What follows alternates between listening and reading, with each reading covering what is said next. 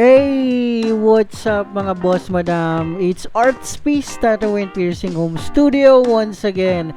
And today samahan nyo ako kasi meron na naman tayong project na gagawin at sigurado namang magmumuang duguan ng session natin ngayong araw. Dahil ang design nga pala natin mga boss ay isang neo-traditional. So, rose to sa gitna tapos medyo may mga thickness line sa gilid.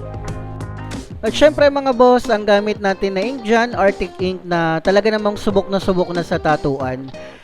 At bukod doon, may nakita akong bagong tattoo balm na nakita ko sa tattoo supplies ng Osus. Na-curious lang ako kasi lagi kong ginagamit is Ink Armor tsaka Gecko. Pero yung specialist kasi nila sa shop, inintroduce tong tattoo balm na to. Tapos pagkaamoy ko sa kanya kasi bamboo scent yung sample niya. Nagustuhan ko yung amoy niya. Tapos upon session, sobrang maganda siyang gamitin. Tsaka talaga namang mabango. Sobrang bango. Bukod dun meron din sila mga ibang scent. Gaya ng bamboo scent, coffee, at meron din namang bubblegum. Tsaka yung haw-haw na candy. Na talaga namang pag inamoy mo talaga namang amoy candy talaga na haw-haw. At mabalik nga pala tayo dito mga boss madam sa ginagawa ko. Ang ginagamit ko nga pala dito na liner is yung 14RS para naman makuha natin yung kapal na nais natin para dito sa pyesa na to.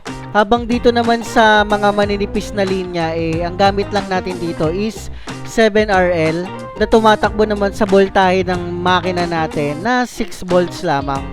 Nga pala mga boss, ang kliyente natin ngayon ay isang madam na over 50 years old na ang edad. Talaga namang sobrang tibay, tsaka sitting pretty lang talaga habang nagsisession kami. Pangatlong project na nga pala namin to ni Madam Client. At talaga namang every time na nagkakaroon kami ng project is talaga namang natatapos namin. Pero syempre, ito yung project namin na currently ang pinakamalaki. So hopefully talaga matapos namin to pagdating namin sa mga shading na ng kulay. And as you currently see is tinitira na natin lahat ng black at mga shading na pure black para at least pag break time namin is dire-diretso na kami sa pagkukulay ng pinaka-design namin.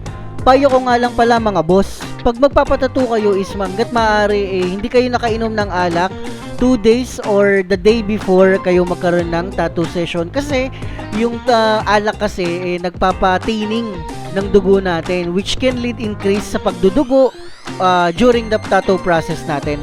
This make it more difficult kasi para sa aming mga tattoo artists na gawin yung pyesa at lalong nagiging less precise at lalong hahaba tayo kung dugo ng dugo yung tinatatuan natin. At dito na nga nag-break time na kami dahil sabi ko kay madam pagbalik namin ganito na nga ang nangyari.